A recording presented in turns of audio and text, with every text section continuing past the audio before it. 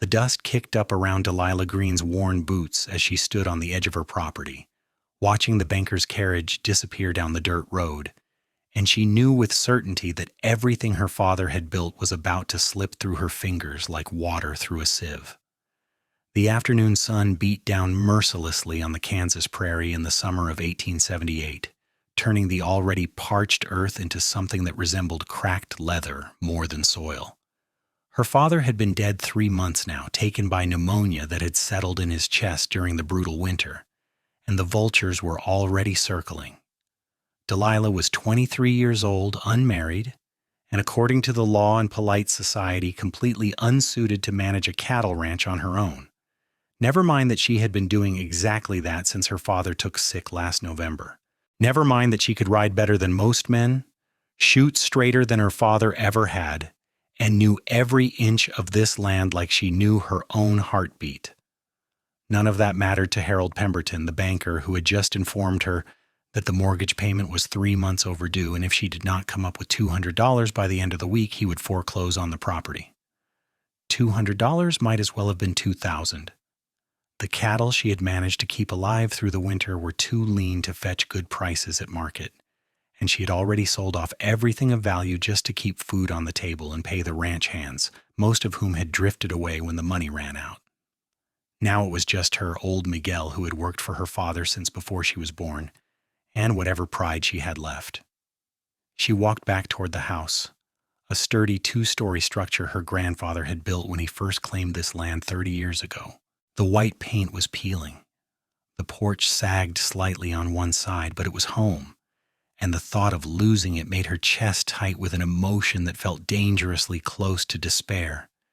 She had promised her father on his deathbed that she would keep the ranch going, that she would not let everything he had worked for fall into the hands of men like Pemberton. The sound of hoofbeats made her turn, shading her eyes against the glare of the setting sun. A lone rider was approaching from the east, moving at an easy canter that suggested someone who was in no particular hurry but knew exactly where he was going. As he drew closer, Delilah could make out details. A tall man on a paint horse wearing a dusty brown hat and a gun belt slung low on his hips. Something about the way he sat in the saddle spoke of countless hours spent on horseback, the kind of natural ease that came from a lifetime in open country. He reined in about 20 feet from where she stood and tipped his hat. Even covered in trail dust, he was striking, with dark hair that curled slightly at his collar and eyes that were an unusual shade of gray-green like sage after rain.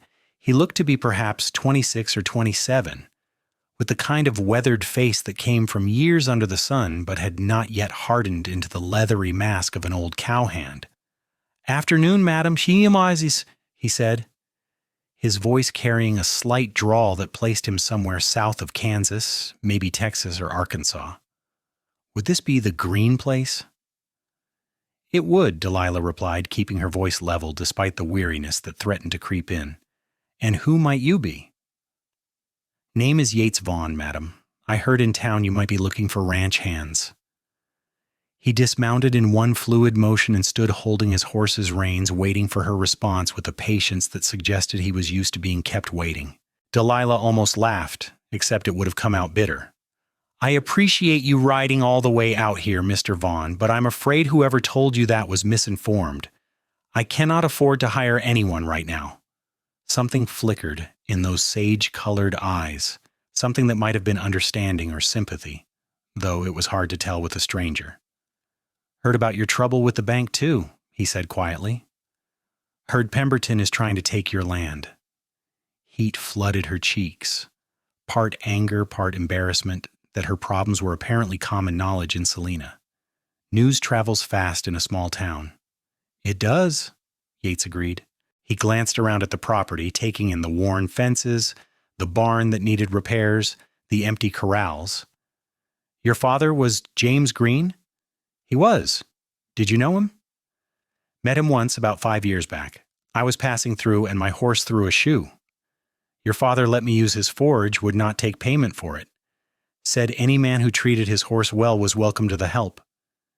Yates met her eyes, and there was something genuine in his expression that made her throat tighten. He was a good man. I am sorry for your loss. Thank you, Delilah managed, then cleared her throat. I am sorry you rode out here for nothing, Mr. Vaughn. It is not for nothing if you will let me make a proposition. When she did not immediately refuse, he continued, I am looking for a place to settle for a while, and you are looking for help. I will work for room and board until you can get back on your feet. No wages required. Delilah stared at him, certain she had misheard. You want to work for free? I want to work for food and a place to sleep. There is a difference. He shifted his weight slightly, and she noticed for the first time how worn his clothes were, how the edges of his shirt cuffs were frayed, how his boots had been repaired multiple times. I have been on the move for a long time, madam. Sometimes a man gets tired of drifting. Every instinct told her to refuse.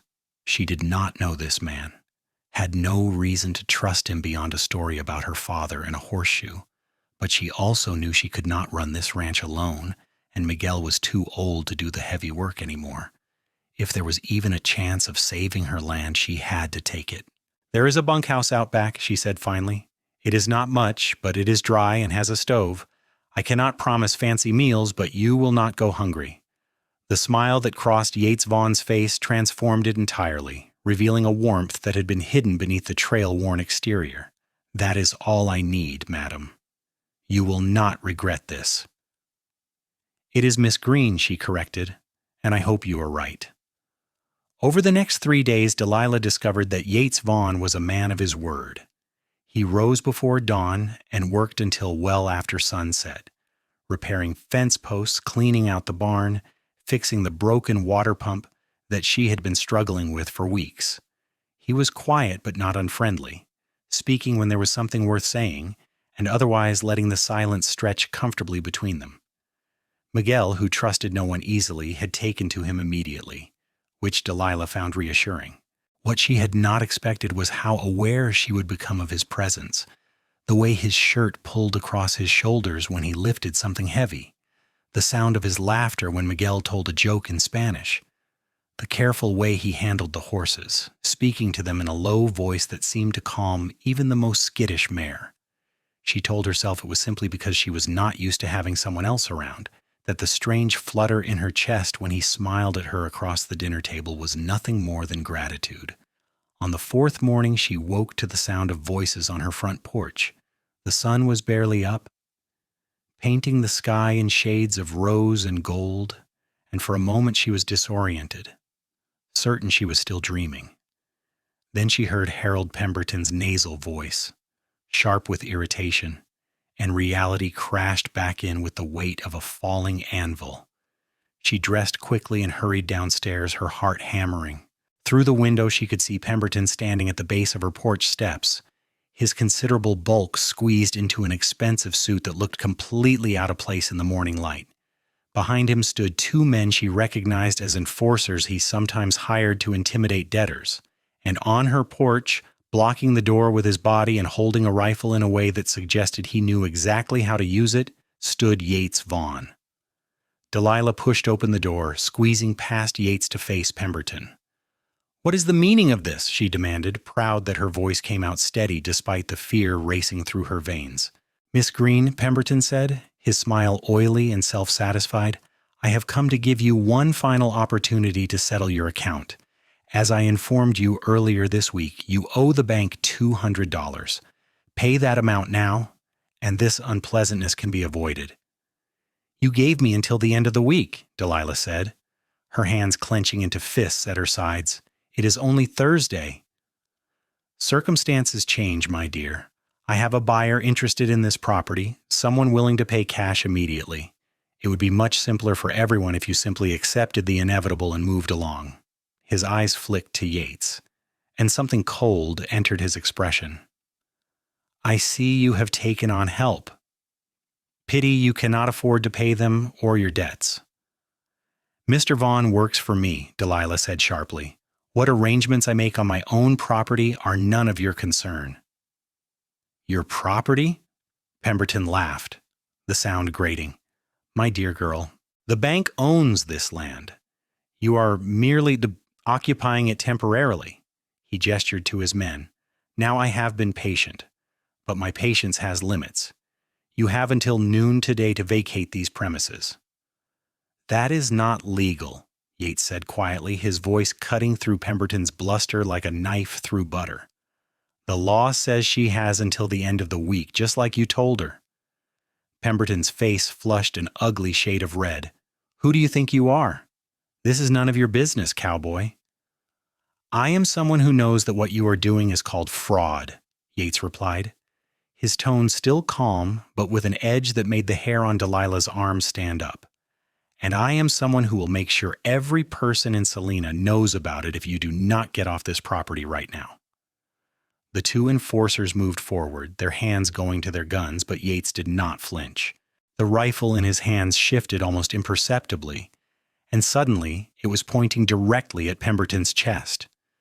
The movement was so smooth, so practiced, that Delilah realized with a start that this man was far more dangerous than she had assumed. "I would think very carefully about your next move," Yates said softly, "because I promise you whatever happens here this morning, you will come out the worse for it." The tableau held for what felt like an eternity, but was probably only seconds. Pemberton's eyes darted between Yates, the rifle, and his own men, calculating odds. Whatever he saw in Yates's expression made him step back, holding up his hands in a gesture of false placation. "This is not over," he said, directing his words at Delilah. "You have until Saturday at noon. If the money is not in my hand by then, I will have the sheriff here to remove you forcibly." He turned and stalked back to his carriage, his men following. Within moments they were gone in a cloud of dust, leaving only the sound of Delilah's rapid heartbeat in her ears.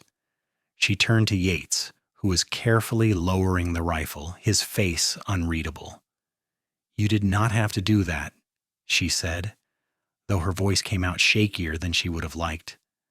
"Yes, I did," he replied simply. He met her eyes, and she saw something in them that made her breath catch. "No one gets to threaten you while I am here." The words hung between them, weighted with something that felt dangerous and thrilling all at once. Delilah swallowed hard, trying to regain her equilibrium. "We still have the same problem. I do not have $200, and I have no way to get it by Saturday." Yates was quiet for a long moment, his gaze distant, as if he was working through some internal calculation. "What if you did?" he said finally. "What?" "What if you had the money?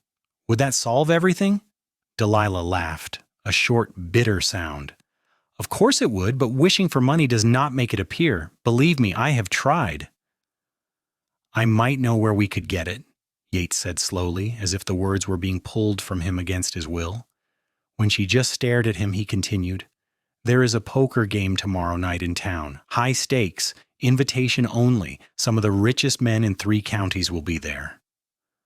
Understanding dawned slowly, followed immediately by doubt. "You want to gamble for it? That is your plan?" "I am good at poker," Yates said simply. "Very good. And Pemberton will be there, which means he will bring money." "How do you know all this?" Something shuddered in his expression, a flash of old pain quickly hidden. "I used to play professionally. Before?" He did not elaborate on what before meant, and something in his tone suggested she should not ask. Delilah wanted to argue, to tell him that gambling was exactly the kind of reckless foolishness that got people into debt in the first place, but what choice did she have? She could not earn $200 in 2 days through any legitimate means. If she lost the ranch, she would have nothing. At least this way, there was a chance. "If you lose," she said carefully, "will they come after you?" "They might try." The corner of his mouth lifted in something that was not quite a smile. "But I do not plan on losing." That evening, Delilah watched from the kitchen window as Yates groomed his horse in the fading light, his movements methodical and soothing. Miguel came to stand beside her, his weathered face creased with concern. "That one? He is not just a cowboy," the old man said in Spanish, a language Delilah had grown up speaking alongside English. "I know," she replied in the same language. He has secrets, pain in his past. We all have pain in our past, Miguel. The old man was quiet for a moment, then put a gentle hand on her shoulder. Be careful, mija. Not of him hurting you with his hands, but of him hurting you here. He tapped his chest over his heart. Delilah wanted to protest that she barely knew Yates Vaughn, that whatever he was doing was purely out of some sense of obligation or decency, nothing more. But the words stuck in her throat because somewhere in the past 4 days something had shifted. She found herself watching for him, listening for his footsteps, feeling a warmth in her chest when he smiled at her. It was foolish and reckless and completely inappropriate given their circumstances, but it was there nonetheless. That night, she could not sleep. She lay in her bed listening to the sounds of the house settling, the distant cry of a coyote, the wind moving through the cottonwoods by the creek. Finally, giving up on rest, she wrapped a shawl around her shoulders and went downstairs, thinking she would make tea and sit on the porch for a while. She found Yates already there, sitting on the top step with his back against a post, staring out at the moonlit prairie. He glanced up when he heard the door, but did not seem surprised to see her. Could not sleep either, she asked, settling down on the opposite side of the steps, maintaining a careful distance. Not much of a sleeper, he admitted. Too many years on the trail, I guess, always ready to wake up at the first sound. They sat in comfortable silence for a while, and then Delilah found herself asking, "Why are you really doing this? You could have kept writing when you heard I could not pay. Why stay?" Yates was quiet for so long she thought he might not answer. When he finally spoke, his voice was low and rough with emotion. "My mother lost her land when I was 15. My father had died 2 years before, and she tried to keep the farm going, but the bank would not give her time. They foreclosed, took everything. She died 6 months later working as a laundress in a boarding house, broken and defeated." He paused, his jaw tight. "I was too young then to stop it, too powerless. But I'm not 15 anymore, and when I heard what Pemberton was trying to do to you, I knew I could not just ride away." Delilah felt tears prick her eyes at the raw pain in his words. Without thinking, she reached across the space between them and put her hand over his where it rested on his knee. His skin was warm and calloused, his fingers strong. He looked down at their joined hands, then up at her face, and in the moonlight his eyes were dark and full of something that made her heart race. "I am sorry about your mother," she said softly, "and I am grateful you stopped here. More grateful than I can say." "Delilah," he said, her name sounding different in his voice, softer somehow. "You should know that I'm not a good bet for anything permanent. I have been drifting for 10 years, never staying anywhere long enough to put down roots. I have done things I'm not proud of, made more mistakes than I can count. Are you trying to warn me away from you, Yates Vaughn?" She tried to keep her tone light, but her heart was beating so hard she was certain he could hear it. "I am trying to be honest." His hand turned under hers, his fingers threading through hers with a naturalness that took her breath away. "Because if I'm being completely truthful, every day I spend here makes it harder to imagine leaving." The admission hung between them, vulnerable and brave. Delilah knew she should pull away, should maintain the professional distance between employer and employee, should protect her heart from the possibility of more loss. Instead, she squeezed his hand and said, "Then maybe you should stop imagining leaving and start imagining staying." His sharp intake of breath was audible in the quiet night. Then he was moving, closing the distance between them, his free hand coming up to cup her cheek with a gentleness that made her want to cry. "May I kiss you?" he asked. His voice barely above a whisper. She nodded, not trusting her voice. And then his mouth was on hers, soft at first, almost questioning, before deepening into something that made her entire body come alive. She had been kissed before, awkward fumbling by boys at church socials, but nothing like this. This was fire and tenderness combined, a claiming and a question all at once. When they finally broke apart, both breathing hard, she felt like the world had tilted on its axis. "That was," she started, then could not find words to finish the sentence. Yeah, Yates agreed, his forehead resting against hers. It really was. They stayed like that for a long moment, then reluctantly separated, though he kept hold of her hand. They talked until the sky began to lighten in the east, sharing stories and dreams, learning the contours of each other's lives. By the time Miguel emerged for morning chores, they were still sitting on the porch steps, hands entwined, and the old man just shook his head with a knowing smile and went about his business. Friday evening arrived too quickly. Yates dressed in his cleanest clothes, which Delilah had washed and pressed for him, and checked his gun before holstering it. The game was being held in a private room above the Silver Star Saloon, and players had to be invited or vouched for by someone already in attendance. "How will you get in?" Delilah asked, trying to keep the worry from her voice. "I sent a message to someone I used to play with back in my professional days. He owes me a favor." Yates adjusted his hat, then turned to face her fully. "Listen to me. If this goes wrong, if I do not come back, I want you to take whatever money is left and get yourself to Denver. You have a cousin there, right?"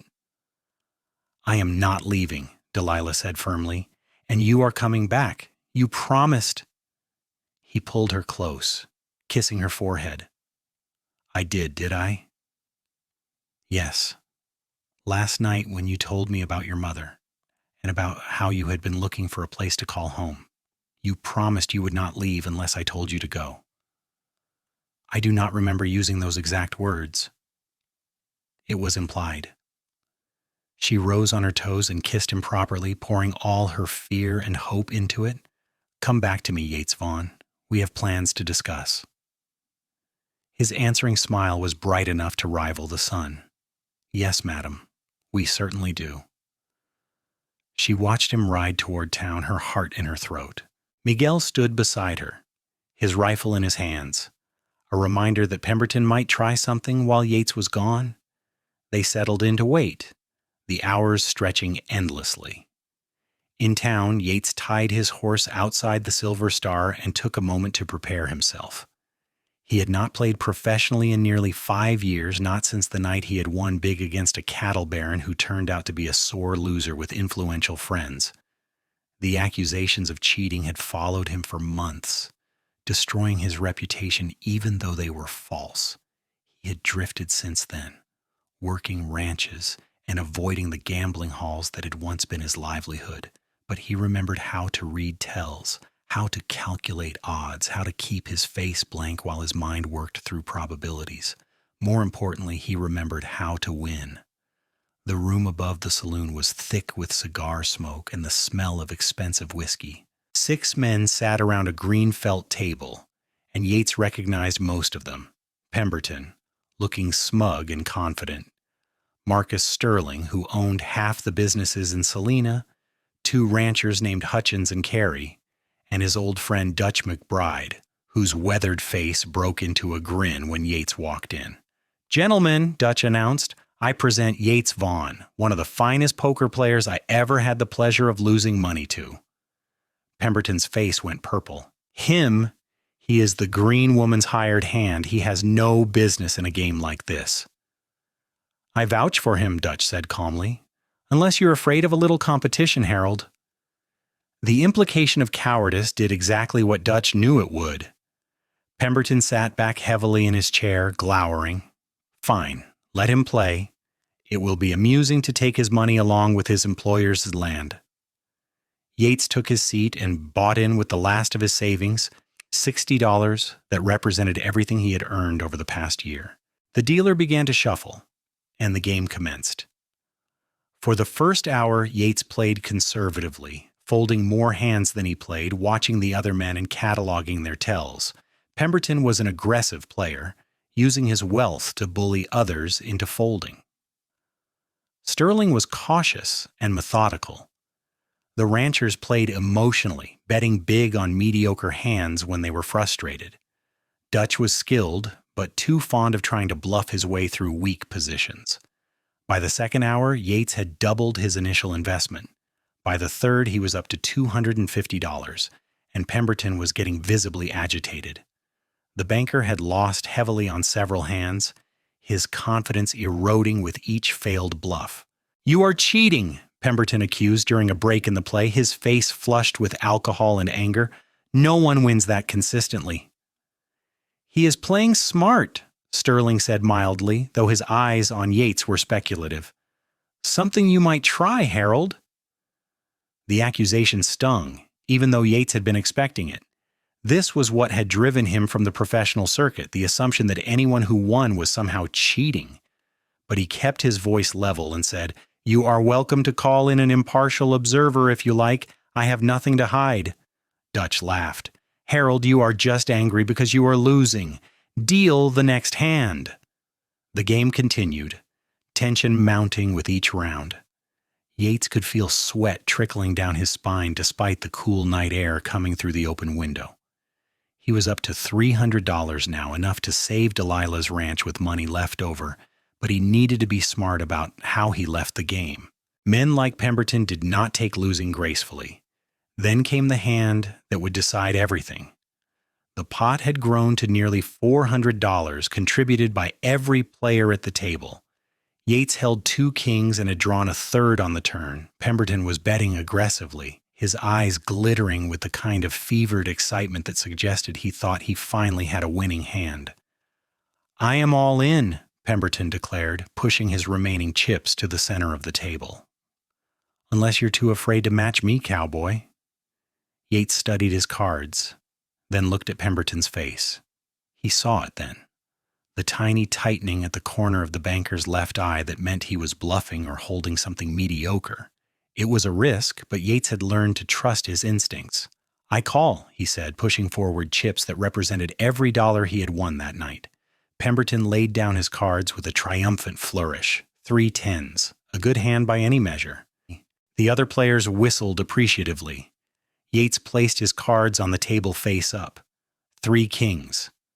The room erupted. Pemberton lurched to his feet, his chair crashing backwards. "This is impossible! He must have marked the cards, must have done something." "Sit down, Harold," Sterling said wearily. "You lost fair and square. We all saw it." But Pemberton was beyond reason. His hand went to his coat, reaching for something, and Yates moved on instinct. He was out of his chair and across the table before anyone could react, his hand clamping around Pemberton's wrist before the small pistol the banker carried could clear leather.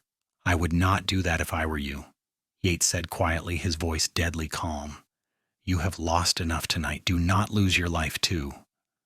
For a moment he thought Pemberton might actually try to shoot anyway. Then Dutch was there, and Sterling pulling the banker away, removing the gun from his hand. Pemberton was breathing hard, his face a mottled red and white that suggested he was close to apoplexy. "You will regret this," Pemberton hissed at Yates. "All of you will regret this." "The only thing I regret," Sterling said coldly, "is ever doing business with a man who cannot accept defeat with grace. Get out, Harold. You are no longer welcome in this game." Pemberton left, slamming the door hard enough to rattle the windows. The remaining players sat in uncomfortable silence for a moment. Then Dutch started to laugh, and soon they were all laughing, the tension breaking like a snapped rope. Yates gathered his winnings, nearly $450 when the pot was divided. His hands were shaking slightly from the adrenaline, but he kept his face calm as he shook hands with each player and thanked them for the game. Dutch walked him downstairs. "You have not lost your touch," he said as they stepped out into the night air. "But you have made an enemy tonight. Pemberton is not the type to forgive or forget." "I know," Yates replied, "but some things are worth making enemies over." "The Green woman?" When Yates just nodded, Dutch clapped him on the shoulder. "Well then, good luck to you. If you ever need work, look me up in Abilene. I could use a man with your skills." Yates rode back to the ranch as fast as he dared in the darkness, the money wrapped carefully in an oilcloth and tucked into his saddlebag. The moon was high overhead, painting the prairie in silver and shadow, and he felt something unfamiliar unfurling in his chest. It took him a moment to recognize it as hope. Delilah was waiting on the porch when he arrived, despite the late hour. She ran down the steps as he dismounted, and he caught her in his arms, lifting her off the ground as she laughed and cried at the same time. "You did it?" she asked, though the answer was written on his face. "We did it," he corrected, setting her down but keeping his arms around her. "Your land is safe, Delilah. Pemberton cannot touch it now." She kissed him then, fierce and joyful, and he kissed her back with everything he had, all the longing and hope and desperate love that had been building since the moment he first saw her standing in the dust, refusing to be broken by circumstances that would have destroyed a lesser person. When they finally separated, both breathless, Miguel was standing on the porch with tears streaming down his weathered face. "About time," he said gruffly in Spanish. "I was beginning to think you two were blind." Saturday morning, Delilah walked into the Selena Bank and Trust with Yates at her side and Miguel trailing behind. She wore her best dress, dark green calico that brought out the gold flecks in her brown eyes, and her head was held high. The few customers in the bank turned to stare, whispers already starting to spread. Pemberton was in his office, visible through the glass window that separated him from the main floor. When he saw Delilah, his face darkened with rage, but he had no choice except to come out and face her. "Miss Greene," he said, his voice tight, "I did not expect to see you so early, or at all, given your circumstances." "My circumstances have changed," Delilah replied calmly. She opened her reticule and placed a stack of bills on the counter. $200 is agreed. I believe this settles my account in full." Pemberton stared at the money as if it were a snake that might bite him. His eyes flicked to Yates. An understanding dawned, followed quickly by fury. "You," he breathed, "you gave her the money." "She earned it," Yates said evenly, "by being a good enough person that someone would want to help her. You might try it sometime." The bank clerk, a nervous young man named Timothy, had already begun counting the money. "It is all here, Mr. Pemberton, $200 exactly, plus the interest that was owed." Pemberton looked like he had swallowed something bitter.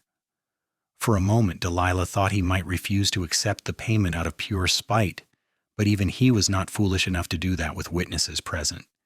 He took the money with shaking hands and scrawled out a receipt, practically throwing it at her.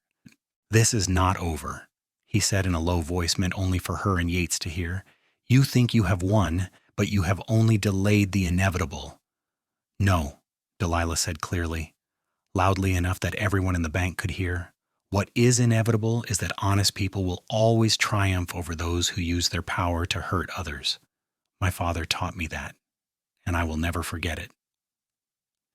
She turned and walked out, Yates and Miguel flanking her, and behind them she could hear the murmur of approval from the other customers. It was a small victory in the grand scheme of things, but it felt enormous.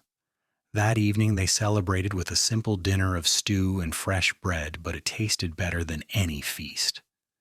Miguel broke out a bottle of whiskey he had been saving, and they toasted to new beginnings and second chances. When the old man finally retired to his small cabin behind the barn, Delilah and Yates were left alone in the golden lamplight.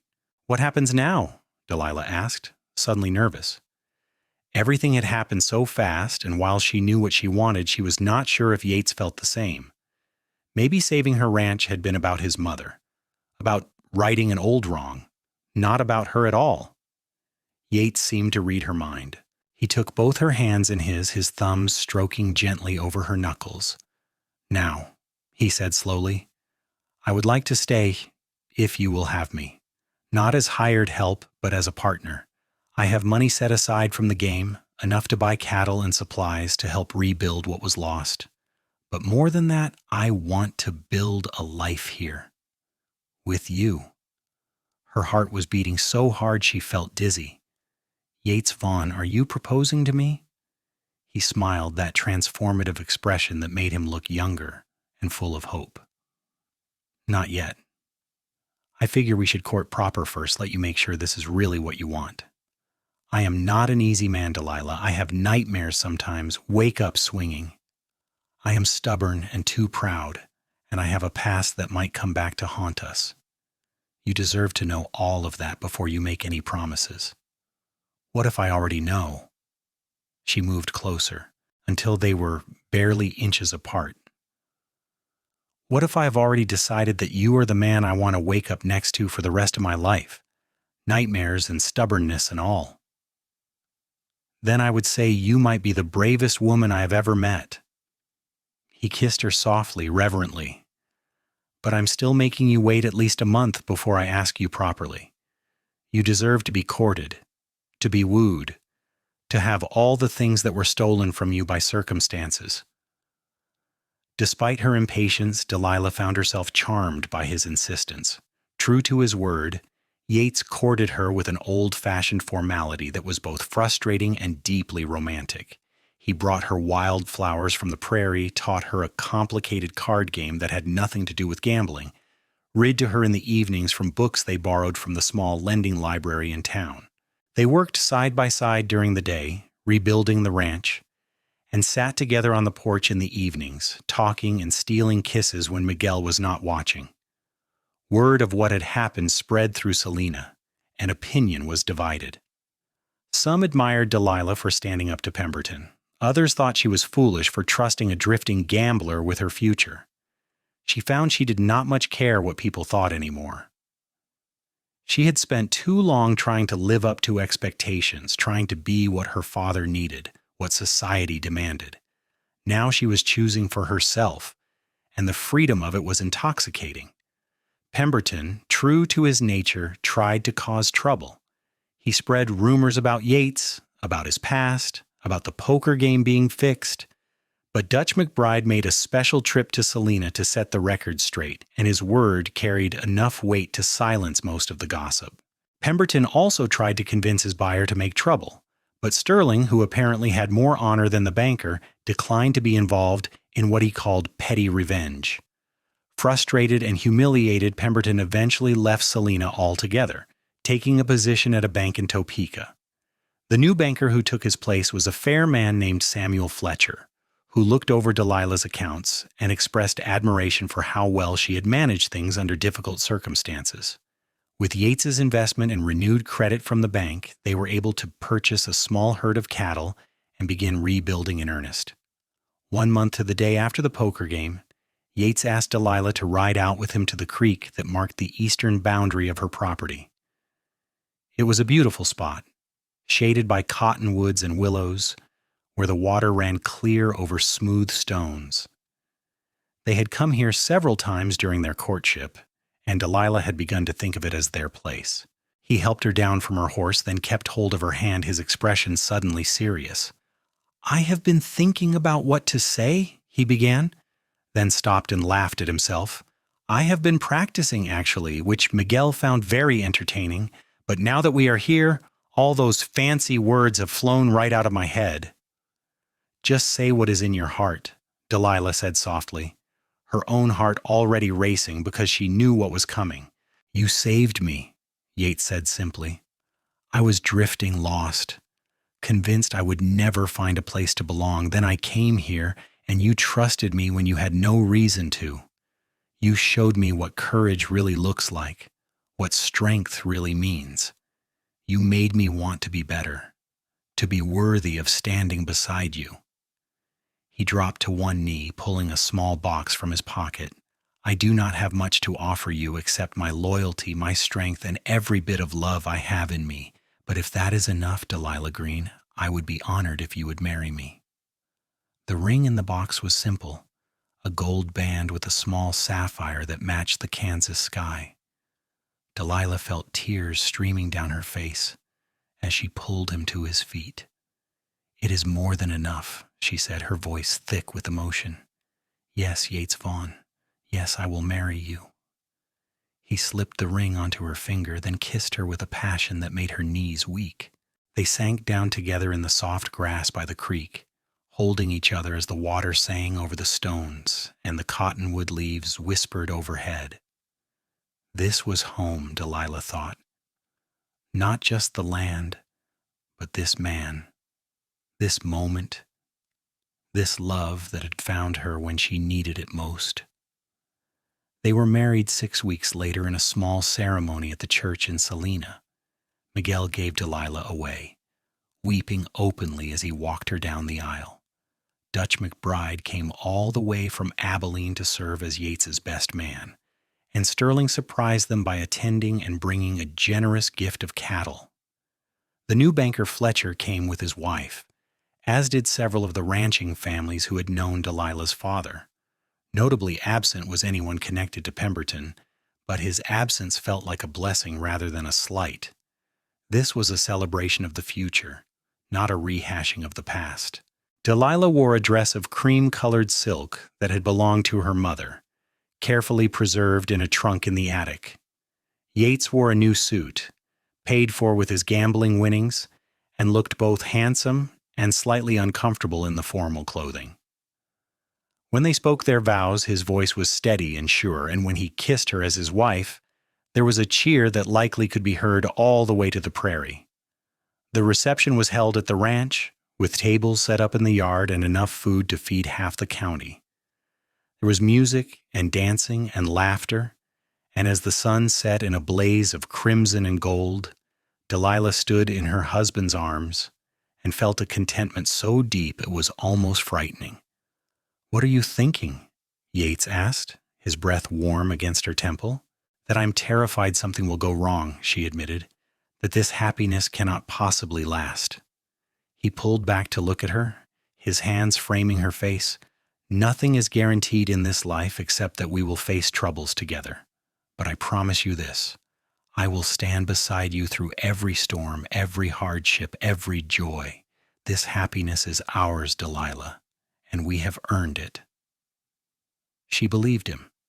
More than that, she trusted him with the fragile, precious hope that had taken root in her heart. Their first year of marriage was not without challenges. The summer of 1879 brought a drought that tested their water resources and made the cattle restless. Yates spent long days digging an irrigation channel from the creek to the pastures, shirtless in the blazing sun, while Delilah brought him water and worried about heat stroke.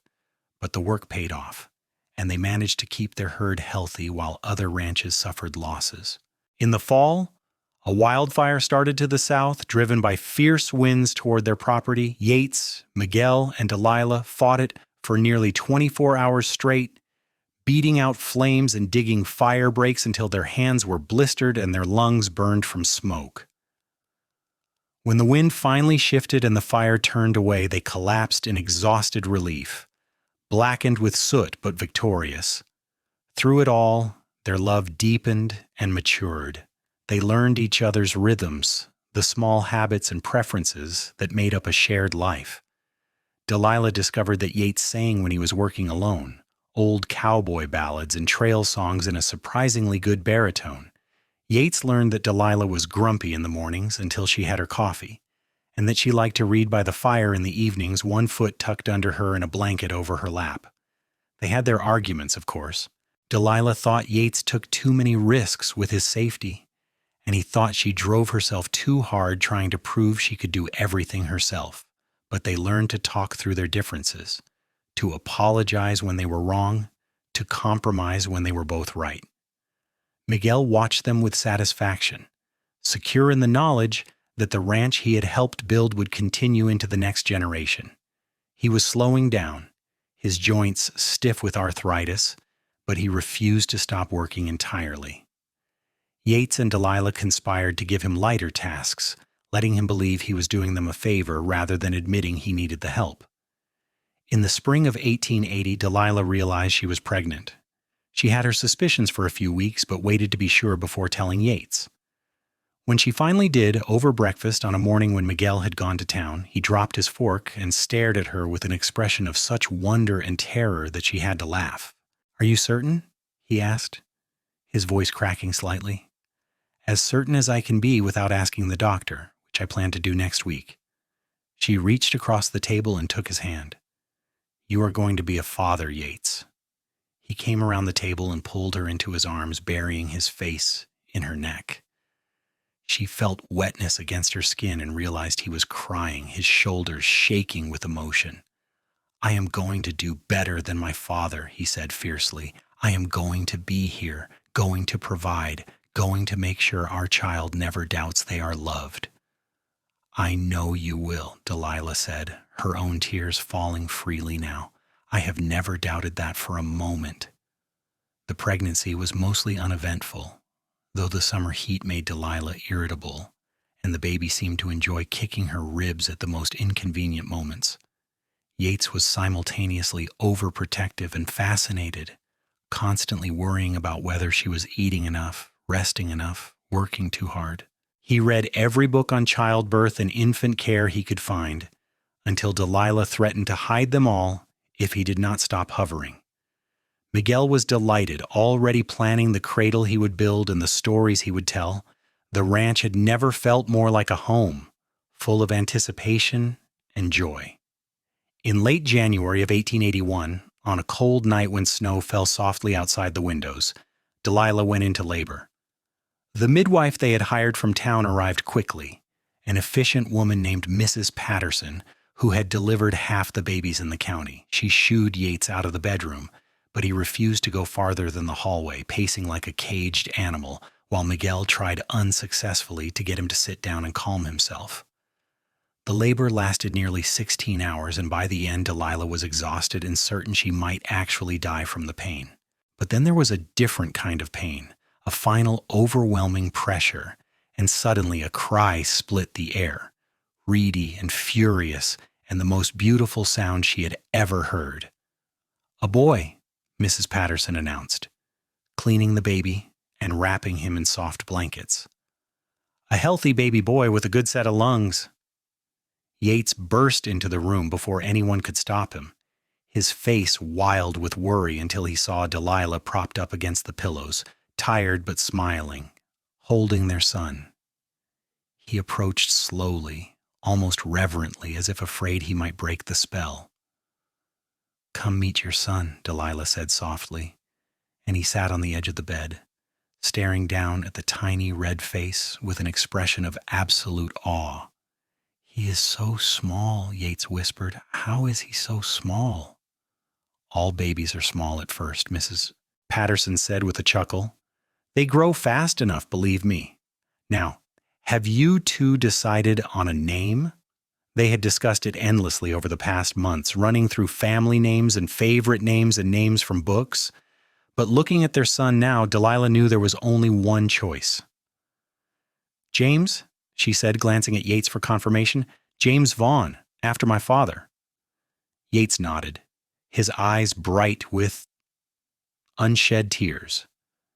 "James?" he repeated, reaching out to touch one tiny fist with a finger.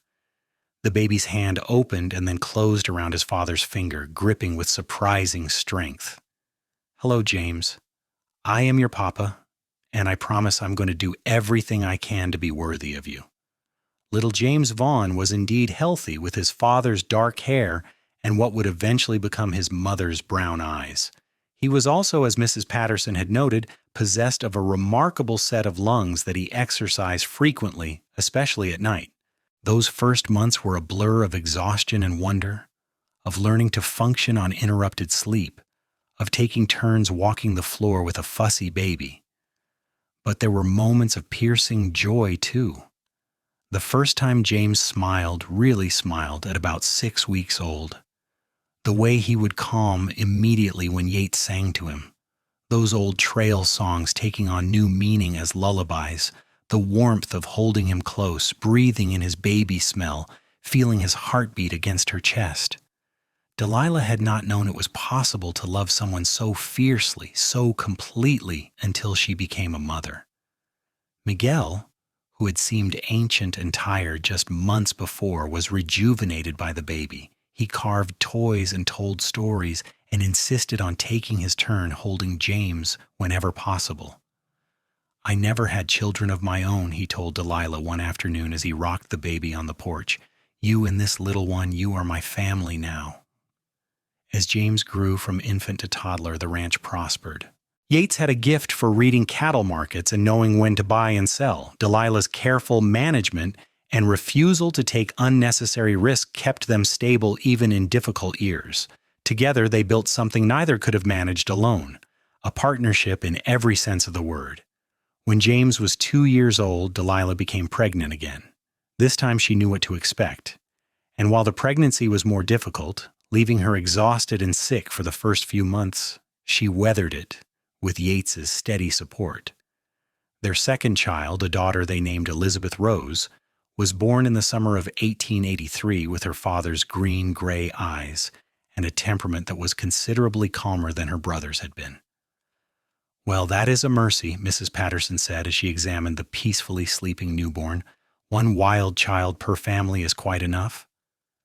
But Elizabeth's calm nature proved deceptive. As she grew, she revealed herself to be stubborn and determined, with a will that matched her mother's. She also adored her older brother, following James everywhere despite his protests that she was too little and too slow. The years passed in the way years do when life is full and good, quickly, yet somehow also slowly, each day distinct but the seasons blurring together. James learned to ride almost as soon as he could walk, perched in front of Yates on the saddle and shrieking with delight. Elizabeth proved to have a gift with animals, able to gentle even the most skittish horse with patience and soft words. In 1885, Miguel passed away peacefully in his sleep, his expression serene. They buried him on a hill overlooking the ranch, with a headstone that read, "Miguel Santos, loyal friend and family." Delilah mourned him deeply. This man who had been more of a grandfather to her than an employee, who had stayed when others left, who had loved her father and then her with uncomplicated devotion. "He had a good life," Yates said as they stood by the grave after the simple ceremony, "and he knew he was loved. That is all any of us can hope for." The ranch continued to grow. They hired new hands as needed, young men eager for work and a fair wage. Yates had a reputation now as a tough but fair boss, someone who expected hard work but also treated his employees with respect. Delilah managed the books and the household, her sharp mind for numbers ensuring they stayed profitable even in lean years. In 1887, word reached them that Harold Pemberton had died in Topeka, reportedly from a heart attack brought on by stress. Delilah felt nothing but a vague sadness at the waste of it, how a man had destroyed himself through bitterness and greed. She said a prayer for his soul and then put him out of her mind, refusing to let old grudges poison her present happiness. Their third and final child, a son they named Thomas Michael, was born in the spring of 1888.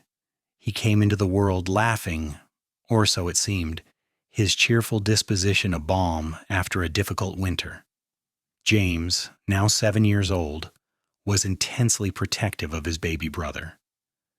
Elizabeth, at 5, was less impressed, having hoped for a sister she could play dolls with. "Boys are loud and smelly," she informed her mother, with the serious air of someone imparting great wisdom. "Just wait," Delilah replied with amusement. "In a few years, Thomas will follow you around like you follow James, and you will love every minute of it." She was right. As the children grew, they formed a tight unit, squabbling and playing and protecting each other with fierce loyalty. The house was full of noise and laughter and the occasional broken window from an ill-aimed ball. It was everything Delilah had never dared to dream about during those dark days when Pemberton had threatened to take it all away. Yates proved to be an extraordinary father, patient and playful, but also firm when needed. He taught James and later Thomas to ride and rope and shoot, passing on skills he had learned over years on the trail. He taught Elizabeth too, despite her being a girl, ignoring the scandalized looks from more traditional neighbors. "She lives on a ranch," he said firmly. "She should know how to protect herself and help with the work." Delilah taught all 3 children to read and write and do figures using the same books she had learned from. When a schoolhouse was finally built in Salina, they sent the children there, though it meant a long ride each day. Education was important, a gift that could never be taken away.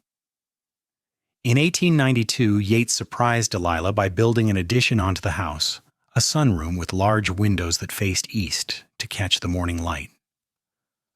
"I have watched you reading by lamplight for years," he said as he showed her the finished room. "I I wanted you to have a proper space, somewhere bright and warm where you could relax, she cried, overwhelmed by the thoughtfulness of it. Even after 14 years of marriage, he still found ways to show her she was cherished, still looked at her with eyes that held love and desire and deep, abiding friendship. That evening, after the children were asleep, they sat together in the new sunroom even though it was dark, the stars visible through the windows. "Do you remember the night we met?" Delilah asked, her head resting on Yates's shoulder. "Every detail," he replied. "You looked like you were ready to fight the world with your bare hands, all that determination and pride and fear mixed together." "I was terrified," she admitted. "I had no idea what I was going to do, how I was going to save this place, and then you rode up, this stranger with a kind face, and offered to help for nothing but food and a roof." "Best decision I ever made," Yates said, pressing a kiss to her temple. "Well, second best? The first best was convincing you to marry me?" She laughed, turning in his arms to kiss him properly. After all these years, after 3 children and countless trials and triumphs, the spark between them had never faded. If anything, it had grown stronger, tempered by time and hardship into something unbreakable. The children grew older. James turned out to have his father's gift with horses and his mother's head for business. By the time he was 16, he was essentially running the day-to-day operations of the ranch, Yates acting more as an advisor than an active manager. Elizabeth developed a passion for healing, studying every book on medicine she could find, and helping birth foals and calves with a skill that amazed the ranch hands. Thomas, the baby, proved to be the scholar of the family, constantly asking questions about everything from the stars to the way grass grew to the history of the land they worked. In 1897, when Delilah was 42 and Yates was 46, they sat on their porch one evening and looked out at the land they had built together. The ranch was prosperous, covering nearly twice the acreage it had when Delilah's father died. The house had been expanded and improved, the barns rebuilt with sturdy lumber, the fences straight and strong. Their children were healthy and happy, already beginning to think about their own futures. "Did you ever imagine it would turn out like this?" Delilah asked, her hand finding Yates's in the familiar gesture that had become as natural as breathing. "Not in my wildest dreams," he admitted. "I thought I would drift my whole life, never settling, never finding peace. You gave me all of this, a home, a family, a purpose." "We gave it to each other," Delilah corrected. "I could not have done any of this without you. You know that." He did know it, just as he knew that Pemberton's attempt to steal her land had been the greatest gift either of them could have received, because it had brought them together. Strange, how something meant to destroy could instead become the foundation of so much joy. James married at 20 to a sweet girl named Margaret from a neighboring ranch. They built a house on the eastern section of the property and began raising cattle of their own, with plans to eventually take over the entire operation when Yates and Delilah were ready to retire. Elizabeth, to everyone's surprise, including her own, became the first female doctor many people in that part of Kansas had ever seen, studying in Kansas City and then returning to open a practice in Salina. Thomas went east to university, planning to become a lawyer, but promised he would come back and help manage the legal side of the ranch business. By 1900, Yates and Delilah were grandparents twice over, with a third grandchild on the way. They had settled into a comfortable rhythm, still working, but no longer carrying the full weight of the ranch on their shoulders. They took long rides together in the evenings, revisiting the creek where Yates had proposed, the hill where Miguel was buried, all the places that marked their shared history. "We should write it down," Delilah said one evening as they sat by the creek, listening to the water. "Our story, I mean. So the grandchildren know how it all started." "And what would you say?" Yates asked, amused. "Once upon a time, a stubborn woman nearly lost everything, and a drifter with a checkered past showed up to help." "Something like that," she smiled, leaning against him. "But I would also say that love found us when we needed it most. That sometimes the worst moments in our lives lead to the best ones. That home is not just a place, it is the people we choose to share it with." "That sounds about right," Yates agreed. He was quiet for a moment, then added, I would also say that every day I get to wake up next to you is a gift I never deserved but will always be grateful for. That you made me believe in second chances, in fresh starts, in the possibility that a man could outrun his past and build something good. Delilah felt tears prick her eyes, as she often did when Yates spoke from his heart. 22 years of marriage, and he could still make her cry with his words. I love you, she said simply. Today, tomorrow, always. Always, he echoed, and sealed the promise with a kiss as the sun set over the Kansas prairie, painting the sky in shades of crimson and gold. They lived to see all their grandchildren grow, to celebrate 50 years of marriage in 1931, surrounded by children and grandchildren and great-grandchildren. The ranch that Delilah had nearly lost was now a thriving operation managed by the third generation, with plans already being made for the fourth. The land that her grandfather had claimed and her father had nurtured and she had fought to keep was secure, a legacy that would continue long after they were gone. Yates passed away peacefully in 1933 at the age of 82, his hand held in Delilah's as he had held hers so many times over the years. His last words were, "Thank you for letting me stay," and she held him close as he took his final breath, her heart breaking and full all at once. She followed him 2 years later, on a warm spring morning that reminded her of the day they met. As she lay in the bed they had shared for over half a century, surrounded by family, she thought about everything they had built together. A life, a love, a legacy that would endure. Her last conscious thought was of a young man on a paint horse riding up to her porch with dust on his clothes and hope in his eyes, and of how one moment of trust had changed everything. Then she closed her eyes and went to find him, secure in the knowledge that their story, like the land itself, would continue long after they were gone. The ranch still stands today, operated by the descendants of Delilah Greene and Yates Vaughn, a testament to love found in unexpected places and the strength that comes from facing life's storms together. On a hill overlooking the property are 2 headstones side by side, the inscription simple but profound. Delilah Greene Vaughn, 1855-1935, beloved wife and mother, and Yates Vaughn, 1851-1933, beloved husband and father. Between them, carved into the stone, are the words they lived by, always together. And on summer evenings when the wind blows just right across the Kansas prairie, some say you can still hear the echo of laughter from the old house, the sound of children playing, the low murmur of 2 voices talking on the porch as the sun sets. The land remembers, as land always does, the people who loved it enough to fight for it, and the love that made that fight worthwhile.